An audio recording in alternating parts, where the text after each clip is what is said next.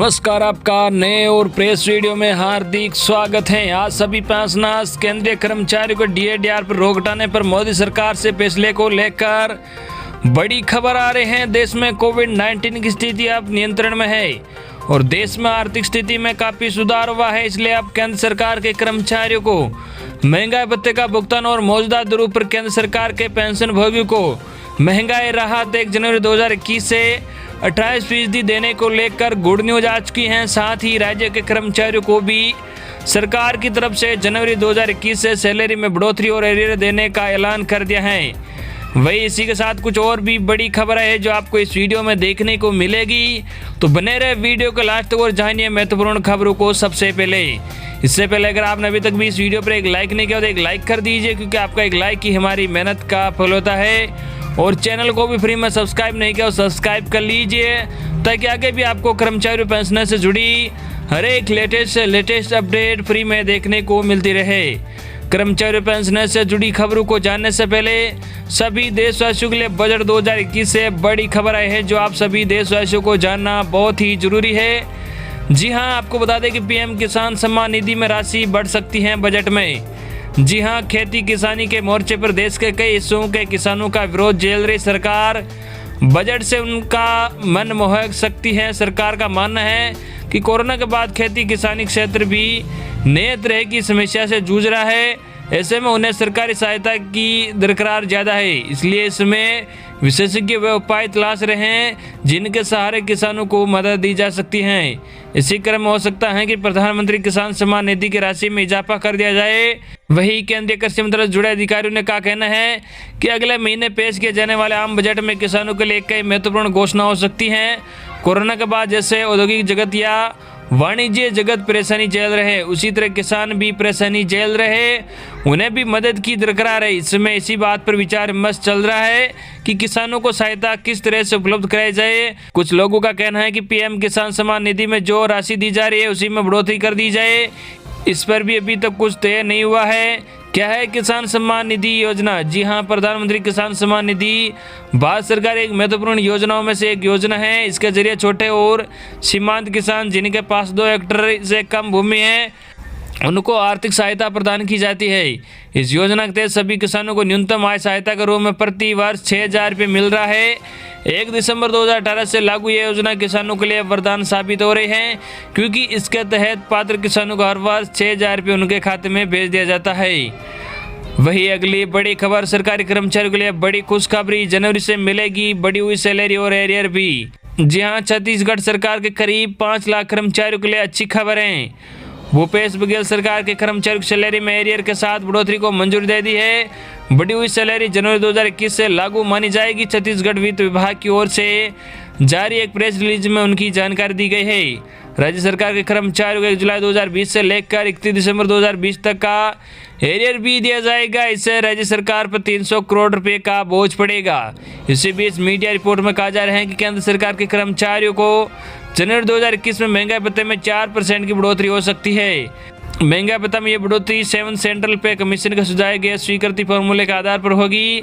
मार्च 2020 में पीएम मोदी की अध्यक्षता वाली कैबिनेट बैठक में 1 जनवरी 2020 से केंद्र सरकार के कर्मचारियों और पेंशनर्स को महंगाई भत्ते, डीए की अतिरिक्त किस्त और महंगाई राहत डीआर की मंजूरी दी गई थी। वित्त मंत्रालय ने जानकारी दी है कि मौजूदा डीए 17% के ऊपर 4% की बढ़ोतरी होगी। महंगाई भत्ते और महंगाई राहत दोनों को मिलाकर सरकार पर सालाना 1,510 करोड़ रुपए से अधिक का बोझ पड़ेगा, जबकि वित्त वर्ष 2020-21 में कुल 14,595 करोड़ रुपए से अधिक का बोझ पड़ेगा। जनवरी 2020 से फरवरी 2021 यानी 14 महीने इस फैसले से करीब 48 लाख से अधिक केंद्र सरकार के कर्मचारियों और 65 लाख से अधिक पेंशनर्स को फायदा पहुंचने की उम्मीद है।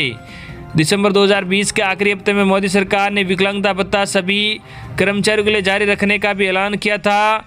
अगर वो अपनी सेवा के दौरान अपंग हो जाते हैं और फिर भी ऑफिस ज्वाइन करते हैं तो उन्हें यह भत्ता दिया जाएगा। इस आदेश का सबसे ज़्यादा फायदा सेंट्रल आर्मेड पुलिस फोर्स के जवानों जैसे सीआरपीएफ, बीएसएफ, सीआईएसएफ को होगा, क्योंकि ड्यूटी के दौरान उनके लिए ज़्यादा जोखिम होते हैं, क्योंकि उनके काम की प्रकृति की ऐसी होती है। वही अगली बड़ी खबर है, केंद्र सरकार के कर्मचारियों को महंगाई भत्ते का भुगतान। और देश में अब बेहतर कोविड-19 और वित्तीय स्थिति में सुधार के बाद केंद्र सरकार के पेंशनों को भी महंगाई राहत देने के क्रम में है। जी हां, भारत सरकार के वित्त मंत्रालय व्यय विभाग ने कर्मचारियों के लिए अतिरिक्त डीए और पेंशन भोगियों के लिए डीआर को 1 मार्च 2020 से मुक्त कर दिया गया था। 1 जुलाई 2021 तक कोविड-19 से उत्पन्न संकट के कारण यह आदेश केंद्र सरकार के सभी कर्मचारियों केंद्र सरकार के पेंशनों के लिए लागू है, जिसने सेवारत कर्मचारी और पेंशन भोगियों और विशेषकर उन लोगों को प्रभावित किया है जो 1 जनवरी 2020 से 1 जनवरी 2021 की अवधि के दौरान सेवानिवृत्त हुए हैं। भारत में कोविड-19 की स्थिति में काफ़ी सुधार हुआ है और देश की एक बड़ी आबादी का नियंत्रण कोविड-19 से प्रभावित है। सितंबर 2020 में कोविड के मामले लगभग 95,000 मामले दैनिक थे, जो जनवरी 2021 में लगभग 17,000 मामले थे। कम मृत्यु दर के साथ 6 महीने में सबसे कम है। अप्रैल से मई 2020 की स्थिति की तुलना में देश में आर्थिक स्थिति में भी सुधार हुआ है, जहां औद्योगिक उत्पादन -57% तक गिर गए थे और अक्टूबर में +3.6% पर पहुंच गए हैं।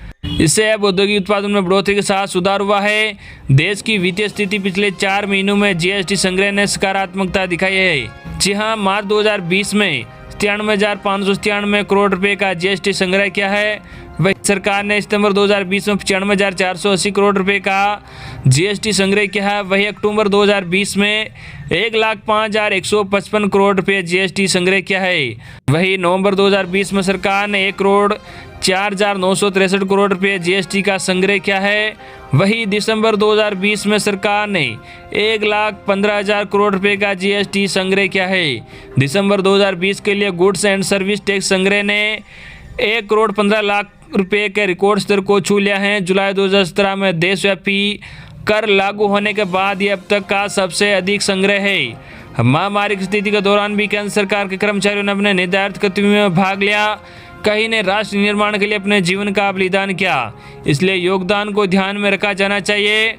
अतिरिक्त 11% डीए के लिए महंगाई भत्ते में इस वृद्धि के कारण अतिरिक्त वित्तीय निहितार्थ जो सालाना 13,000 करोड़ रुपए तक काम करता है, जो मौजूदा वित्तीय स्थिति के तहत प्रबंधनीय, इससे अधिक होने पर लगभग 49 लाख से अधिक केंद्र सरकार के कर्मचारियों और 65 लाख से अधिक पेंशनरों को लाभ होगा, जो इस पैसे को बाजार में खर्च करते हैं, जो अर्थव्यवस्था में काफ़ी सुधार करते हैं और खर्च की गई राशि का लगभग 30% सरकार द्वारा करों के माध्यम से वापस एकत्रित किया जाता है। अब कोविड की स्थिति नियंत्रण में है और देश में आर्थिक स्थिति में काफ़ी सुधार हुआ है, इसलिए अब केंद्र सरकार के कर्मचारी और महंगाई भत्ते का भुगतान और मौजूदा दरों पर केंद्र सरकार के पेंशन भोगियों को महंगाई भत्ता देने का अनुरोध, जो कि 1 जनवरी 2021 से 28% देने को लेकर हैं। तो दोस्तों, ये थी आज की बड़ी खबर जो आपके लिए थी, हमने आप तक सबसे पहले पहुंचाई है। आई होप कि आपको आज की हमारी न्यूज़ पसंद आई होगी। इस वीडियो पर ज़्यादा से ज़्यादा लाइक और इस वीडियो को ज़्यादा से ज़्यादा अपने मिलने वालों तक शेयर भी जरूर करें। धन्यवाद।